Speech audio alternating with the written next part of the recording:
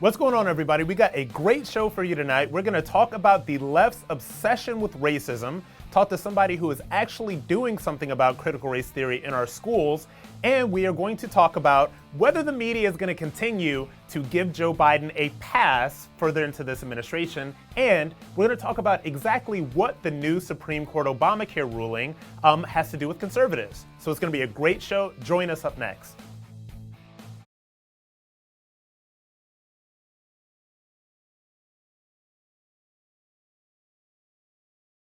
Hello, I am not moderately talented community college graduate Jesse Kelly, but I am Rob Smith, contributor to The First, senior contributor to Turning Point USA, and host of the Rob Smith is Problematic podcast. In case you didn't realize it, I'm black, which according to the left means that I'm too stupid to get a photo ID to vote, think Kamala Harris is the greatest politician to walk the face of the earth, a female Jesus really, and spend the majority of my time living in fear of white supremacy. When Joe Biden wakes up from his nap to not take questions from reporters and instead give a canned speech to a friendly crowd, he says things like this. We must not give hate a safe harbor.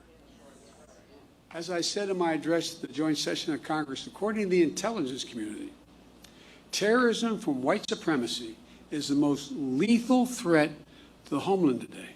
Not ISIS, not Al-Qaeda, white supremacists. And what is this white supremacy that the left speaks of? What does it look like? What are the effects? Well, I don't know, but what I do know is that those they accuse of it constantly, all the time, seem to have one thing in common. They don't vote for Democrats. In fact, not only do they not vote for Democrats, they seem to be actively voting and advocating for Republicans. More specifically, one Republican and the values he's popularized on the right. Of course, I'm talking about Marco Rubio. Just joking, nobody talks about Marco Rubio.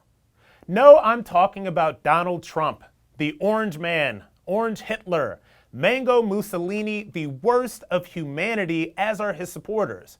How bad are they? Well, they're the white supremacists. They're the racists. 75 million of those voters would want nothing more than to, in Joe Biden's words, put a black man like me back in chains. Hell, maybe when they found out I'm gay, they'd make the chains rainbow. It seems like the left can talk of nothing else but racism. Take a listen.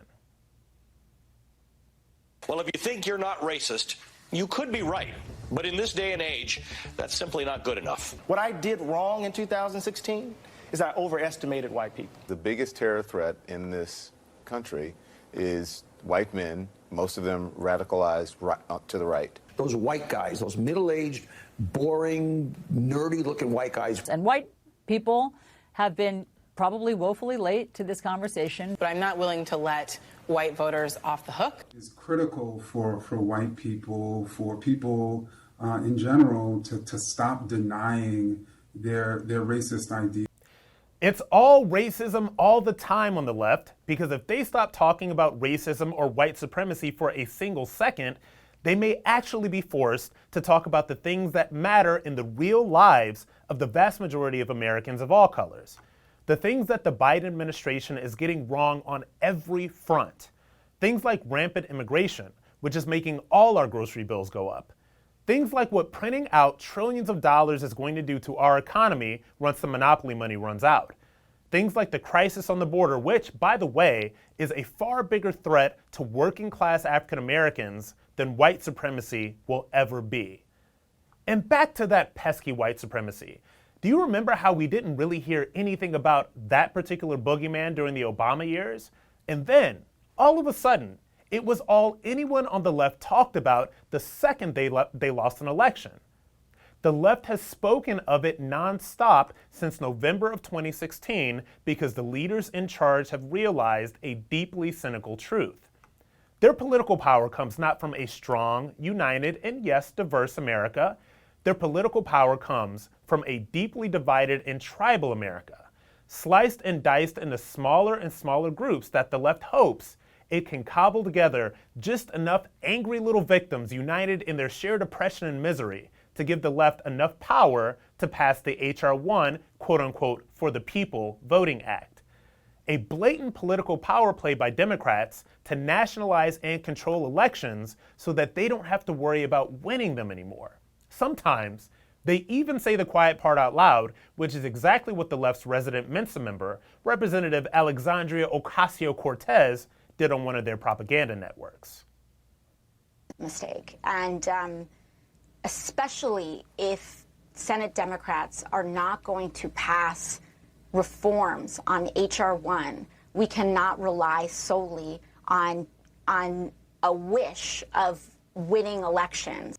If you're familiar with Alexandria Ocasio-Cortez, like so many millions of Americans now unfortunately are, you will realize that she, along with the rest of her minions in the so-called squad, speak of race, racism, and identity incessantly. Almost pathologically, it's used as a weapon to silence their opposition, to make us all think twice about being bold enough to speak of their incompetence. In the case of her fellow squad member Ilhan Omar, her status as one of the few Muslim members in Congress is used to let her get away with saying things that would get any Republican member of Congress censured and undoubtedly stripped of committee assignments. Various anti-Semitic tropes, and more recently comparing the United States of America, the country she took an oath to serve in Congress, to the Taliban, masterminds behind the most lethal terrorist attack on American soil in history. But what does this all mean? What is it all about? From wokeism to white supremacy, from critical race theory to 100 genders, from kindergartners being taught BLM at the same time they're learning their ABCs, what is the point of all this? And while we're at it, Saturday is Juneteenth, a now federally recognized holiday that celebrates the end of slavery in America. Conservatives are right now taking the bait from the left, as they always do, and being reflexively anti-Juneteenth, as they're arguing that it's as divisive as the critical race theory we seem to spend so much time talking about, and that we'll get to later in the show. The only problem is this: Juneteenth is an actual moment in American history, one that, by the way, has absolutely zero to do with the divisive rhetoric of critical race theory, which seeks to further divide Americans into either oppressors or victims. Reflexively anti-CRT conservatives are once again falling into the left's trap, being against a moment in history that is important for all Americans, just so that the left can paint conservatives as anti-black. In fact, none other than Mr. America First himself, Donald Trump, made it a campaign promise to make Juneteenth a federal holiday. So conservatives, please listen to your boy Rob Smith and resist the efforts of the left to conflate critical race theory with actual African American history. Because by being against Juneteenth, we leave them the opening to do exactly that. To make it seem like conservatives do not care about black Americans. To make it seem as if conservatives are reflexively against anything that the majority of black Americans are for. And I say all this to say, to continue to fight against critical race theory, fight it with all of your might. But use the Juneteenth holiday as an opportunity to celebrate one of America's greatest moral victories, ending slavery. Coming together to celebrate moments like this is truly what makes America great. But even outside of Juneteenth and the efforts of the left to conflate celebration of black history with critical race theory, what is the point of all this? Well, it's quite simple. The left wants nothing more than wholesale government control over our entire existence. It wants cradle-to-grave government control of all citizens that the demagogues in charge right now will use to grow governments and line their pockets. Just ask Nancy Pelosi why she's worth upwards of $150 million after decades being spent serving in Congress. And this left that wants government control so bad will exploit the weak-minded, feeble identitarians who gain their cancel culture currency via social media, and their power over the weak classical liberals who won't dare stand up to them via the alleged oppression they experience every second of every single day, allegedly, as a result of their race or color or ethnicity or sexual orientation or gender identity or weight or immigration status or any of the other intersectional identities that they use to bludgeon the rest of us with decency, morals, and common sense into submission. Speaking of morals, it's now something called Pride Month, And about these pride parades and the whole LGBTQIAK++ alphabet soup Pride Month nightmare that we all have to endure every June, I'm going to say this. The movement for gay and lesbian rights is, I think, one of the most important ones to happen in the past 30 years or so. And I am personally proud to be creating the space for more sane gays and lesbians who identify as conservative. We originally wanted the same things all other Americans wanted: the right to marry, be treated equally, to have the opportunity to build the American dream. But the LGBTQIAK++ alphabet soup movement has descended into full-blown leftist chaos, leaving many gays and lesbians out in the cold. Those on the left are terrified to criticize any of the insanity we see day in, day out, and those of us on the right are cast out for wrongthink.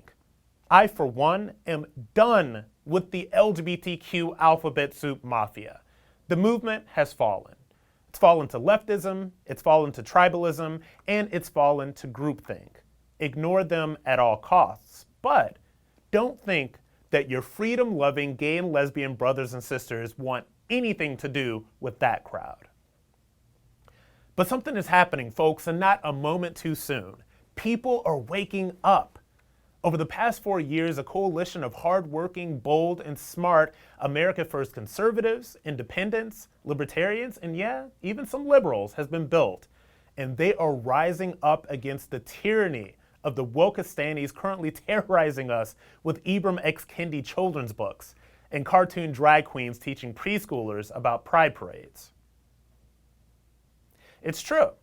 If you tune out of whatever tongue bath is being given to Biden over on CNN and MSNBC and tune into the fight happening in the real world, you'll see it every day. Parents of all races fed up that their children are being taught to define themselves and their classmates solely by skin color in grade school. Employees of big tech companies blowing the whistle on the ways in which Facebook, Twitter, and YouTube collude to control the flow of information into society. Information that, especially when it comes to COVID-19, we now know could have saved countless lives. Fed up journalists tired of feeding viewers Democratic Party propaganda and turning against their cable news overlords. And finally, right here, people like me.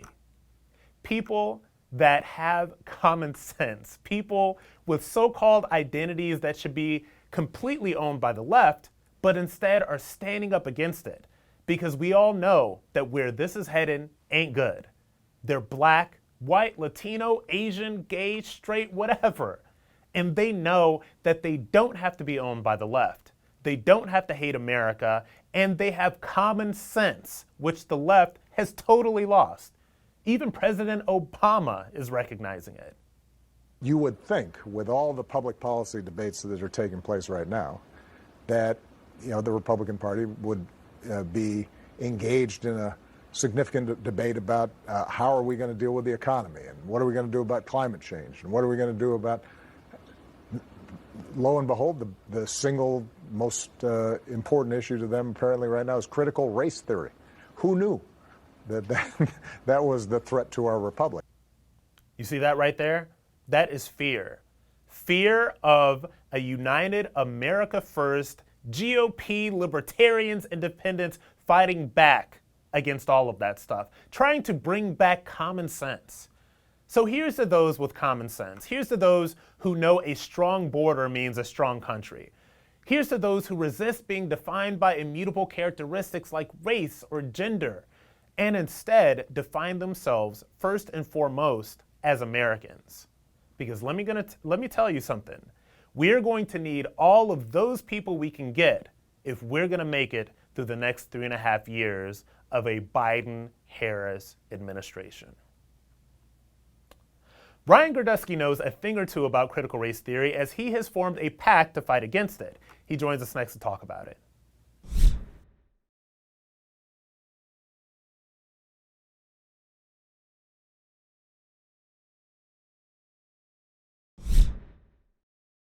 it's hard for me as a reporter because I don't want to put foils in a bad light, right? Freedom of information laws are wonderful things, but it is in fact a tactic of national and just hyper and fast-growing local organizations to use onerous public records requests. So what we'll see, what we saw in Maine, is asking for all of these records requests of, how much money did you spend on anything involving race? And then that is used to sort of frame, again, the school board as being, as paying for CRT. Interesting. Chris Hayes and low-level NBC reporters don't think parents should have any kind of say in what their kids are learning. In fact, it's a right-wing talking point that kids are being taught to hate one another based on the color of their skin in elementary school. Right.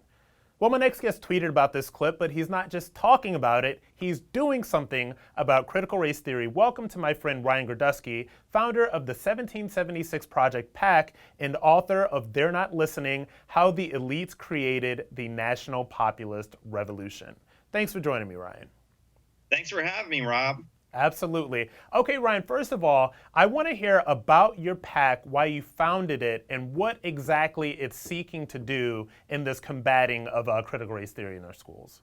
So the 1776 Project PAC is the first nationwide super PAC that is solely for school board elections. And what my PAC intends to do is support candidates across the country who oppose critical race theory and the teaching of critical race theory in public schools who are running for school board, and we will support them. I think there's 10 major states that have elections this year that we hope to play in. And in the last 3 weeks since launching the PAC, we've raised over $130,000 from over 1,600 donors. So people are excited about it, and I'm hoping that it really makes a difference for this upcoming election cycle. That's great, and it's even more exciting that a lot of that stuff is coming from small donors. That's really great. And it's really funny that this is about, not funny, but it is a great thing that this is for school boards, because we see as conservatives a lot, conservatives are not running for school board elections and city council and all of that stuff, and that's where a lot of this stuff starts. So I wanted to ask you, so in your opinion, because I talked a little bit about critical race theory in terms of Juneteenth and all that other stuff earlier in the monologue, so what is the difference to you between critical race theory and just regular Black history that's being taught in school? So what's the fundamental difference between those two? So kids should absolutely learn about things like America's history of slavery. They should learn about Martin Luther King Jr. They should learn about the Civil Rights Act and Jim Crow laws. It's part of American history, and there are good parts of Black history in American history, and there are bad parts, and they should all be taught. Kids should learn about history through how it was experienced, and the overarching narrative of American history should be that we are a great country and we weren't always making the best decisions, but in the end we've always strived to be better and better and better.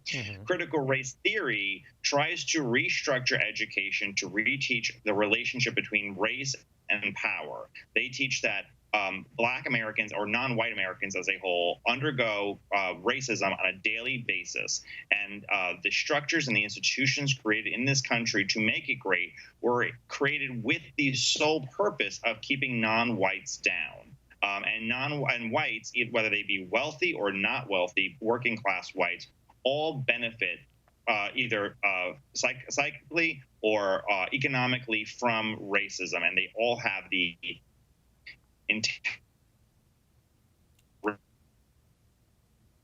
and so just the only way to actually end racism is to sit there and to break down our institutions, from capitalism to our Constitution to our judiciary to the way we run courts in this country, our immigration laws. It's all solely about race, that any inequality or inequity in our society is solely because of race, and it is intended to make inequality happen. That is the best explanation of the difference between critical race theory and teaching African American history that I have ever heard, by the way. So that was fantastic. And thank you so much for breaking that down, because a lot of people right now, and I talked about this early in the show, the left is sort of trying to conflate critical race theory and African American history. And I think people as conservative-leaning people, libertarians, people that are against critical race theory should be able to explain the difference between that and African American history at the drop of a dime, just like you did. So well done, sir. I want to ask you about this recent poll. So there's a recent poll that asked if people had a favorable or unfavorable opinion of critical race theory. 86% of Democrats said favorable, 91% of Republicans said unfavorable, 76% of independents said unfavorable. Why do you think that so many Democrats, 86%, have a favorable view and opinion of critical race theory? Well, around 2012, 2011, 2013, you saw a noticeable uptick in racial words being used by mainstream media, words like whiteness, words like institutional racism, institutional, microaggression, all those kinds of terminology came into our cultural index about like 10 years ago. Yeah. And that has really changed the way that Democrats view race. And they view every subject through the eyes specifically of race, even when it doesn't actually, when white are concerned than Black Americans are about certain issues. And what you can see from the media, what they're doing right now, is they have a four-pronged approach to critical race theory. They're saying it's not important, or it doesn't exist, or it exists, but it's not a huge concern, or it will stop the teaching of Black history altogether. None of those are actually true, because they were actually afraid to sit there and deal with this head on, because this is their way of sitting there and brainwashing children to hate this country. That's the game. Yeah, and I was at a dinner for Turning Point USA about a week and a half ago. Candace Owens was the featured speaker, and she talked a lot about this, and she really broke it down in a way that I had not heard it broken down before. The left needs to start indoctrinating these kids as early as possible, right? They teach them this stuff in kindergarten, then it goes to middle school, then it goes to high school, and of course we all know that they've been indoctrinated in colleges and universities for the past 40 years, and so then it turns us into angry little victims that are, of course, voting for Democrats. Well, Ryan GIRDUSKY, my friend, founder of the 1776 Project PAC and author of They're Not Listening, How the Elites Created the National Populist Revolution, thank you for so much for joining us and being so eloquent and knowledgeable about this topic. Thank you, Rob. Next up, we've got Bobby BURACK in for a discussion on how the media is covering for Biden and how corporations are woke virtue signaling.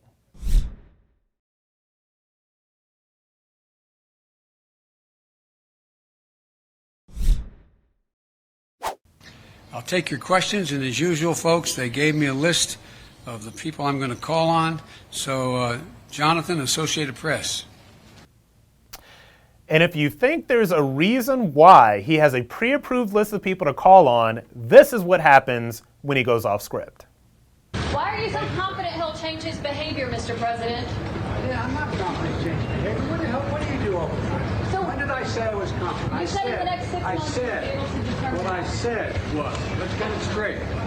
I said what will change their behavior is if the rest of the world reacts to them and it diminishes their standing in the world. So how does that account to a constructive meeting as President Putin? You don't understand that, you're in your own business. Just an angry old man. All right, look, I want to bring in Bobby BURACK, politics and sports writer at Outkick.com.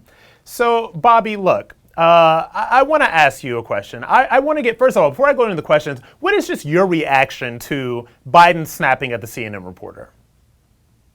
Rob, first of all, thanks for having me. You know what that reminds me of? When you were in like 7th grade and you prepared all night to cheat for a science test, and the answers on your cheat sheet are different than the answers the teacher gave you for the test. Like, because when you're cheating on a test, you got to follow that script line for line. And if the questions the teacher puts on the test are different than the study guide, you're lost. You're going to fail. That's exactly what Biden did here when they had a different reporter call on him. I believe that was CNN's Caitlin Collins. He was just lost, Rob, not being able to stick to his script. He just knows he's going to fail. By the way, what is he so mad about? Because she asked a question? Isn't that his job to answer a question? This guy acted like he asked some offensive, or she asked some rude, offensive question. She asked a question that the media hacks that were asking questions before her should have asked Biden off the top. I mean, as a country, we deserve an answer for that one. And I don't think we're going to get it, Rob, because I'm pretty sure Caitlin Collins' boss at CNN are probably going to say, hey, next time, take it easy on Biden. Don't be so harsh.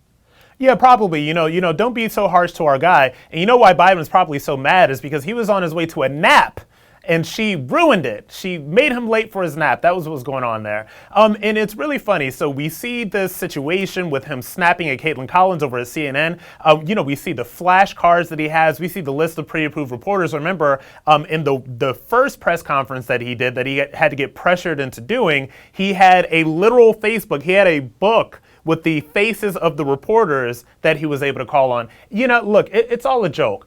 But I want to ask you another question. So do you think that this clip, and this sparked a lot of the sort of blue check, journalist Twitterati outrage. They said, well, he shouldn't, be talking to a reporter like this because remember, this is supposed to be the good guy now. We're going to help you out. Right. So do you think that this indicates that the tongue bath from the media for Biden is going to be over, or was this just a blip? Do you think that they're just going to go back to covering for him full time? Oh, yeah. I mean, they're absolutely going to cover for me because here's the interesting thing, Rob. Biden's cognitive decline is so apparent now, but it's media and Democrats that tell us we can't talk about that. But what's so fascinating and what a lot of people are forgetting, they're the ones that started this during the primaries when they thought Kamala Harris, Pete Buttigieg, Elizabeth Warren still had a shot to beat him. They're the ones that initiated this conversation. So they're going to stick with Biden as long as it's advantageous for them too. I mean, if for some reason Biden says, I'm not going to run in 2024, which he shouldn't, and he turns it over to Kamala Harris, then I think the media might come back and say, hey, that old guy was kind of rude. He wasn't a very good president. What he did, the pipeline, taxes, this guy's kind of a disaster. But they're going to stick with them as long as it's beneficial to them, stick with them. All you have to do is look back to how they covered him at the first debate when Kamala Harris and him went at it. They all took Kamala Harris aside. Now those same media pundits are saying, okay, this guy is the savior because, well, he's not Donald Trump. Yeah, absolutely. And, even speaking of Donald Trump, so back when Donald Trump was president, there was all sorts of speculating about his mental faculties, cognitive, like all of that other stuff. So that was an open and honest conversation that we were allowed to have. But, honestly, when you said that stuff about Joe Biden, I was actually kind of taken aback. I was like, are we allowed to talk about this? So now it's like really openly talking about the fact that this is a man in his late 70s, Joe Biden, and even having this conversation is sort of verboten, which I think is very strange. So good for you for bringing that up. And I think that's a real conversation that we should be allowed to have because we should not let the left dictate conversations that we're allowed to have.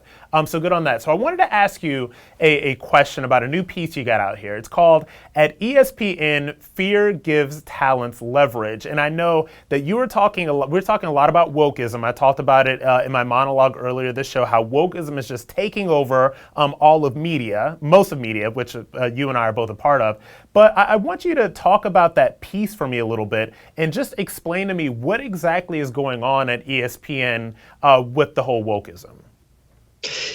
Yeah, so in short, ESPN is hemorrhaging viewers for several reasons. One, cable or cord cutting, people switching to streaming, people interest in sports is down. And also, just as you said, they've stuck a middle finger in half the country. So half the country says, okay, we're out. So in that process, their obvious result is they need to slash salaries. So people that were making maybe $1.2 million a year hosting SportsCenter might be down to $500,000. But the problem is that they're afraid to do that to certain people. And you got them up there on the screen, Bomani Jones, because Rob, if they cut Bomani Jones and, woke loser Stan Verrett, who's on there now, they're going to instantly go to the New York Times, Katie Nolan, and say, they cut me, they suspended me, they let me go because they're racist. They let me go because I called Donald Trump a white supremacist. But vice versa, Trey Wingo, they have no problem letting him go because what's he going to say? Oh, they got rid of me because I said Brett Favre was better than Aaron Rodgers. Yeah. That narrative doesn't fear by them. I mean, I've talked to sources all the time,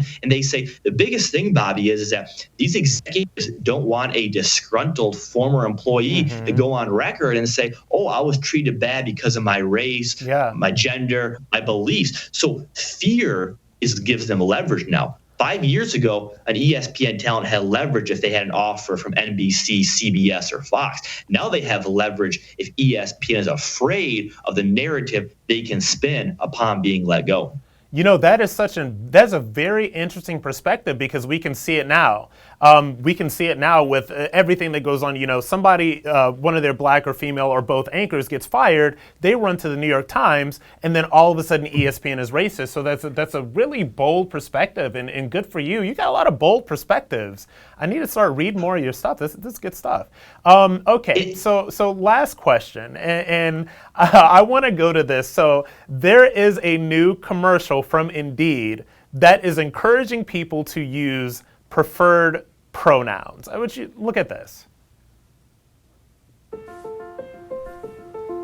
Hi.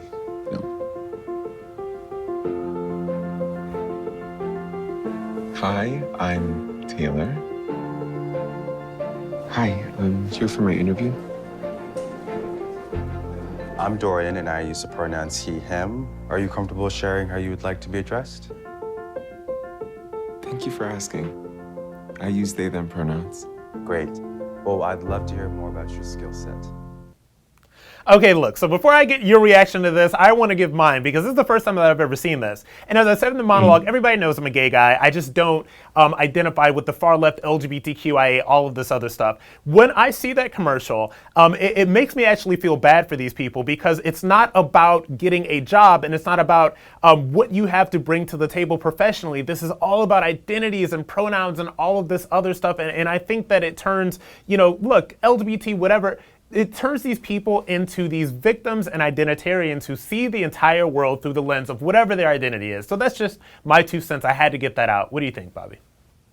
Well, what you just said to me, I think is powerful, because what you told me is, okay, you're a gay man, but you're Rob Smith. You want to be known as Rob Smith. You don't want to be known as a gay man. And that this whole pronoun debate, I believe that's what it is. They say it's a service to the LGBTQIA plus, whatever you want to call them, whatever, as a group or whatever. But they're really denigrating those people down to just that identity. They don't want to be looked at as people. They're looked at by their sexual orientation. And Rob, that's a disservice to them, because they're not benefiting from that. They're being told they're not an individual. So I'm just so happy you said that, because what that says to me, some people say, oh, well, that might be bold. All you're saying, Rob, is you want to be known as Rob Smith. You want to be known as the person you are and for the things you say. And I've said this entire social justice movement is about minimizing people down to their race and gender combination. And this goes back to that ESPN conversation. Rob, I believe that those people at ESPN have strategically told their bosses, look at me as a black woman, as a black guy, as an Asian man. Don't look at me for who I am on air. And I can't think of anything more dangerous than being judged by those qualities and not who you are. I mean, to me, that was supposed to be the entire direction we were supposed to move away from, and now we're moving back into it so aggressively. And I think it's so problematic and dangerous for everybody involved. Yes, that movement is not progressive, it is regressive. Bobby Barack, politics and sports writer at Outkick.com. Thank you so much for joining me, and you've got a big new fan here, man. It's good stuff, man. Rob, thanks for having me. By the way, Jesse gets a new show. I'm assuming a new raise. Works only 4 days a week. I mean, what do you know? Where you at, man? Execs, we're listening. You know, I think we got a new fill-in. All right, thanks a lot, man. All right, man. The Supreme Court says Obamacare is here to stay. And we've got former Congresswoman and Independent Women's Forum board member Nan HAYWORTH coming up next.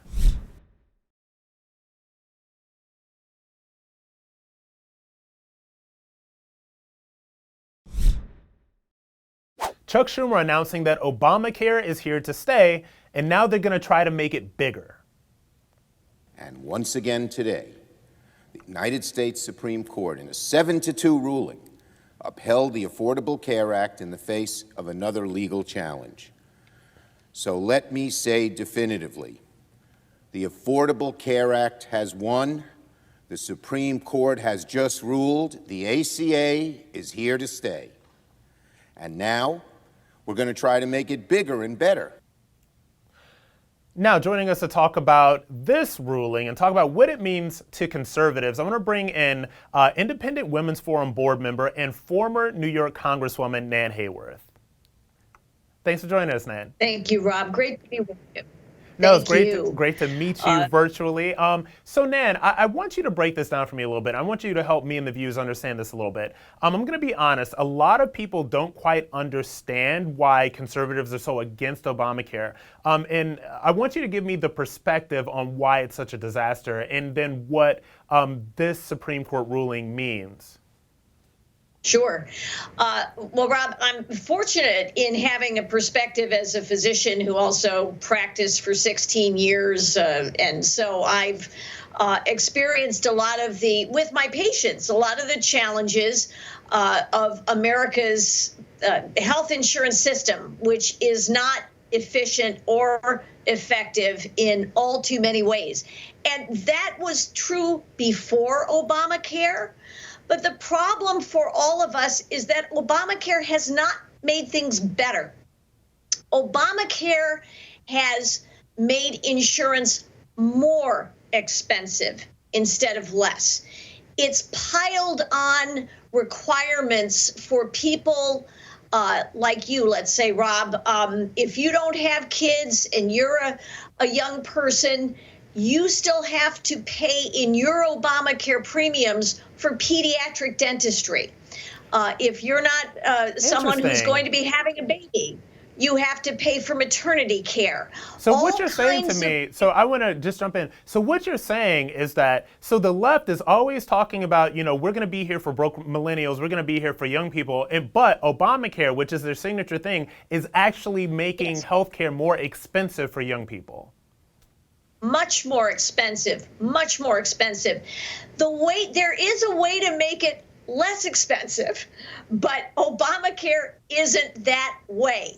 The way to make insurance less expensive is to do what folks like John Goodman, and I urge everyone to check out what the Independent Women's Forum, the Goodman Institute for Public Policy Research, Heritage Foundation, all of us work together on ideas to make healthcare more affordable. But basically the way you do it is by giving people more control over their own dollars and more choice. Obamacare made health savings accounts, and those are dollars that you can put away, Rob, and you can then use on insurance plans the way you think you should spend them. They made health savings accounts harder to get, harder to fund. Why? There's really no good reason other than that Obamacare was a gigantic gift to, frankly, to big insurers, to big health systems, to big hospital entities. Now that makes a lot of sense. And what I want to do, I want to play devil's advocate a little bit more, because I used to be a liberal, right? I want to play devil's advocate for you here, and I want to ask you, why do you think that conservatives haven't really taken up the mantle about this healthcare conversation, right? Because we had in 2016, we had the Senate, the House, and the presidency. Why did we not take the mantle up then? Right. Rob, it's such a great question.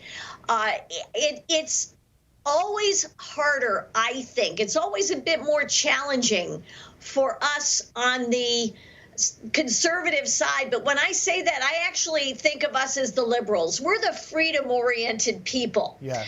But and Rob, having been on that side of the aisle at one point, it's so appealing intuitively to say, the government's going to take care of you. Oh, absolutely. Right. So for us who say, but gosh, you know what? The government can say no to you even more powerfully than it can say yes. So a government that has control over your health care will almost assuredly not do the things for you that you think it will. And if you want proof of that, look at the Veterans Administration. Absolutely. And I wanted to jump in because I talked a little bit about in the monologue earlier in the show about this sort of cradle to grave government control that the left wants. And so, look, I'm subbing for Jesse Kelly. He's a veteran. I'm a veteran as well. I don't know if some of the viewers know that, but I have a lot of experience with the VA. And I was talking with Congressman Dan Crenshaw on his podcast. He doesn't like to bash the VA too much, so I won't go into VA bashing because there's a lot of people who deeply care about veterans. But ask any veteran who knows about the VA healthcare. They will know exactly what government overreach to the healthcare system look like. Okay, so segueing from the healthcare conversation, I want to ask you, how important is taking back the House in 2022 to conservatives, to America, to this whole movement that you and I are both trying to build? Well, Rob, it would be an enormous help to us to take back the House in 2022. And I think we're very close to doing that. And there's hope for us in this way. Even though the presidential election didn't go our way, we know that there were a lot of victories downstream, including gains in Congress for the Republicans that a lot of folks said were not going to happen. And crucially, gains in state legislatures where redistricting will be likelier to be a net benefit for Republicans in this 2022 cycle than for Democrats. Absolutely. We only need a few seats. We do. And look, I'm telling you, it's going to be a crazy year, but I think that it's an opportunity to take back the House. And I do believe that it's going to be an opportunity to go back to America first instead of what we have right now, which is America last. Nan Hayworth, board member of the Independent Women's Forum and former New York Congresswoman, and as I now have learned, a physician as well. Thank you so much for joining me. Thank you, Rob. Thank you for your service and thank you for your voice. Absolutely. Coming up next, we're going to lighten it up a little bit. I want to share with you a viral video that literally made my jaw drop when I saw it. See what it is after the break.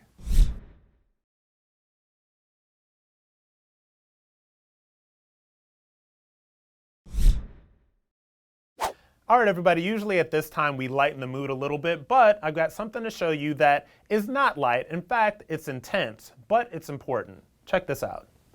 When you talk about critical race theory, which is pretty much going to be teaching kids how to hate each other, how to dislike each other, that's pretty much what it's going to, that's pretty much, I don't care what you say, it's pretty much what it's going to all come down to. You're going to deliberately teach kids, this white kid right here got it better than you because he white? You're going to purposely tell a white kid, oh, the black people are all down and suppressed. How do I have 2 medical degrees if I'm sitting here oppressed? How do I get, first of all, time up, because I only got 5 minutes now, 5 minutes. 2 medical degrees, no mom, no dad in the house, worked my way through college, sat there and hustled my butt off to get through college. You gonna tell me somebody that looked like all y'all white folks kept me from doing that? Are you serious? Amen. I mean, I want to throw up the praise hands to that one. No, that's amazing. And remember when I told you earlier in the show about that coalition of people that is rising up against the crap that is critical race theory? That is one of what I'm sure are millions. And look, we need more like him. But thank you all so much for joining me on this journey, guest hosting I'm Right with Jesse Kelly. I am Rob Smith. If you want more from me, find me on Twitter, Facebook, and Instagram at Rob Smith Online, and download and subscribe to my podcast, Rob Smith is Problematic, on Apple Podcasts, iHeart Podcasts, or anywhere you get your podcasts. Until next time.